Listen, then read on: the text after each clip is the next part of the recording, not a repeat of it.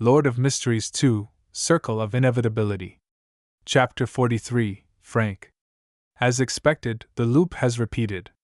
Lumion wasn't surprised to hear Aurora's answer. This was the third cycle he could recall.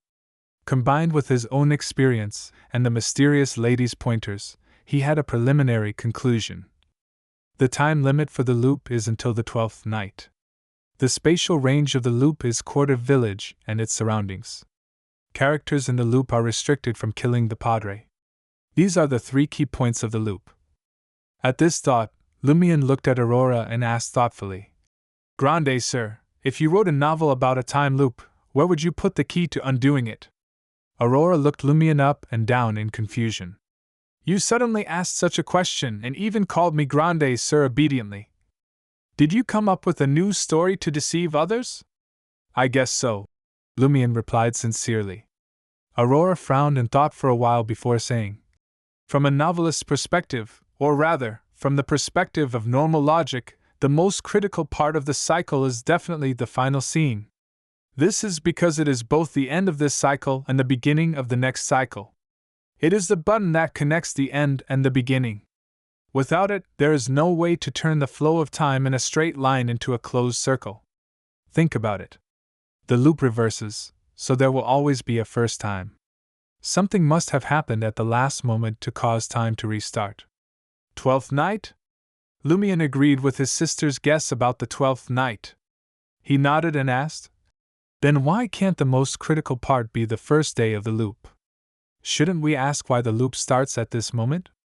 Aurora chuckled and said, "Making a short story to deceive a few people temporarily is your forte, but when it involves this kind of content that requires strict logic and rich knowledge, you aren't capable of it. The reason why the first day of the loop is the first day is perhaps due to the power or energy that causes the loop. Proceeding past the last day will end up overlapping this day. This is like why a loop probably doesn't cover the entire world, but some localized area. It's not that it doesn't want to, but it's incapable of doing so." Lumion had actually considered this possibility. He just hoped that his knowledgeable sister would come up with a different answer.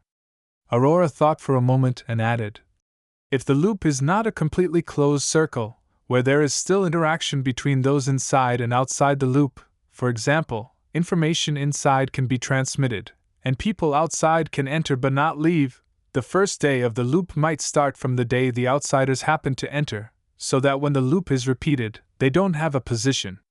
Of course, it can also compel the outsiders to do something they will do subsequently on the originally eventless first day. There are too many ways to make up similar stories." Lumion's eyes lit up when he heard that.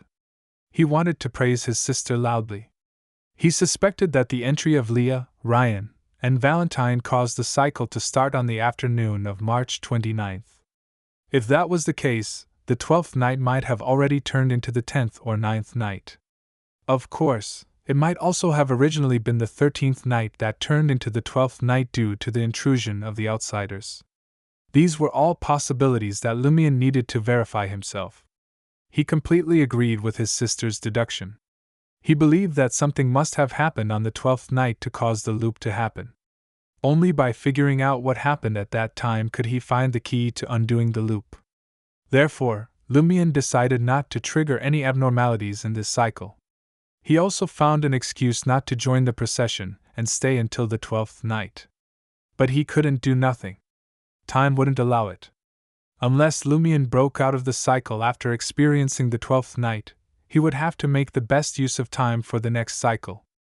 A complete cycle lasted 12 days. After that, the probability of the outside world discovering any abnormalities in Quarter would increase exponentially. Lumion had, at best, one complete cycle or less to resolve the problem. If he wanted to stop the abnormality in one cycle, he needed to have enough information and a sufficient understanding of the entire village. Lumion couldn't help but mock himself. Not only do I have to avoid triggering the abnormality, but I also have to investigate the problem. What was the difference between this and a clown walking on a tightrope at the edge of a cliff? Wanting both wasn't something good. Aurora saw that he didn't speak for a few seconds and seemed to be making up a story. She waved her hand and said, "I almost forgot to make dinner." Wait a minute, Lumion said with a solemn expression. Aurora immediately clicked her tongue. I smell mischief, Lumion said bluntly. Aurora, grande sir, actually, we've already fallen into a loop. Hey, you've just learned the trick and you're already using it on me? Aurora was both angry and amused. I guess people need to be trustworthy at times. Lumion sighed silently. Can you at least listen to the story I made up first? Why don't you score me while we're at it? Aurora looked outside at the bright sky. That works too. Lumion began from the time he met Leah and the other outsiders. He spoke as if he had a general outline, claiming that he had maintained his consciousness in the dream and entered a unique ruin. Through hunting monsters, he obtained a Beyonder characteristic and became a hunter. He didn't hide the matter about the thorn ring pattern that sealed his chest because it might involve the key to the time loop. He had seen the same symbol on the Padre, and killing the Padre had caused time to restart. At first, Aurora was still smiling, thinking that her brother had come up with a creative story. But as she listened, her expression turned serious. There was a lot of knowledge that Lumion shouldn't have known. When Lumion said that he had become a Beyonder, Aurora raised her right hand and massaged her temples. Her light blue eyes instantly became deep, but there was no figure reflected in them. She looked at Lumion for a while and nodded slightly. Your ether body has undergone a huge change. Your life force and physical state are much stronger than ordinary people.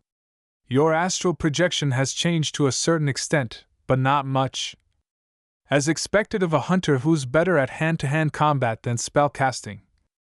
I can't see the symbol and the related changes, and I don't dare to look deeper. Aurora pouted and asked in confusion. Don't tell me you deliberately made up such a ridiculous story to make me accept you're becoming a Beyonder? This was a typical Lumion modus operandi. Lumion didn't explain and directly talked about the mysticism knowledge that the lady had imparted to him. Of course, he only briefly mentioned the name and did not elaborate. This was not because he was very moral and principled about not telling his sister before obtaining the lady's permission. Instead, the other party was clearly very powerful. If he leaked precious knowledge and angered her, the time loop might be resolved, but they would die. Indestructible law, law of convergence, acting method. Aurora was dumbfounded. Aurora was stunned that her illiterate brother in the field of mysticism had grasped such incomparably precious knowledge. It had been more than 5 years since she became a Beyonder. At first, she had relied on Emperor Rosel's diary to join that organization. Her pathway was a symbol of knowledge in the field of mysticism. From time to time, she would be pursued by knowledge, allowing her to master the acting method, the law of Beyonder characteristics indestructibility, and the law of Beyonder characteristics conservation, the 3 cornerstones of the Beyonder world. Therefore, she thought of herself as a Beyonder with insufficient experience but sufficient knowledge, miles ahead of most of her peers. Now, her brother, who had never come into contact with mysticism, could actually mention such terms. Furthermore, he knew about a law of convergence of Beyonder characteristics that she didn't know about. This eliminated the possibility that Lumion had peeked at her witchcraft notebook. As a Beyonder of the mystery prior pathway, Aurora suppressed her desire to know the specifics of the law of convergence as she looked at her brother. She asked in puzzlement, surprise, and worry, "What did you pay for that lady to teach you this knowledge?" The potion formula was even free of charge. She sized up Lumion again, from top to bottom, then from bottom to top, trying to find out what was missing from him. Nothing. Lumion laughed self-deprecatingly. That's why it's terrifying.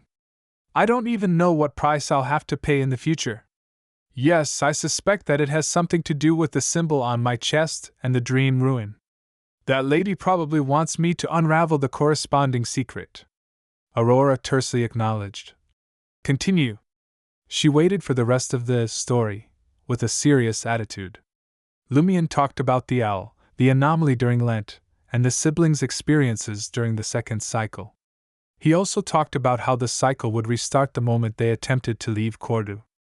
Aurora listened carefully and muttered to herself in disbelief. Either I've been hypnotized by you and told you everything, or time has really entered a loop. She began to believe Lumion because she had named her, integrity brooch herself, and there was no record anywhere. Unless she told her brother herself, it was impossible for Lumian to know, and she had no impression of it. Lumian struck while the iron was hot. I can also prophesy that the 3 foreigners will appear at the old tavern at night. I can also prophesy that the Padre is having an affair with Madame Pualis tonight. I can also prophesy that the shepherd, Pierre Barry, has returned to the village. There's something wrong with the 3 sheep he brought with him. The more Aurora listened, the more serious she became.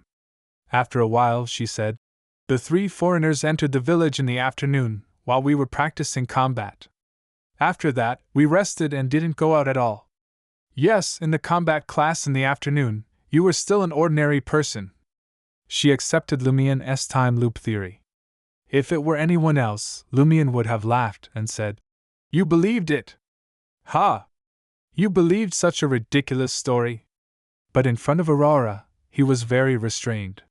He then suggested, I'll go around the village now and see if I can gather more information. Aurora nodded. I'll also use my eyes to look around, but there are huge restrictions and it's very dangerous. I'm not sure I'll gain anything. Lumian waved his hand, indicating that he understood, and walked out the door. As Lumian took a few steps, he looked back at Aurora's figure standing in the kitchen. He immediately thought of the scene of Aurora pushing him to safety among the countless undead, and felt an inexplicable pain of separation. He subconsciously asked, Grande sir, why did you adopt me in the first place? Aurora grumpily replied, I didn't want either. I was just kind enough to give you some food, but you kept following me. I couldn't shake you off, and you even obediently helped me do all kinds of things. My heart softened for a moment, and who knew that you would grow into this? Do you know how hard it was for a young girl to raise a child like you? Lumian wanted to thank and praise her, but the words were stuck in his mouth, as if they wanted to rush to his eyes and nose. He turned his head and walked back into the village,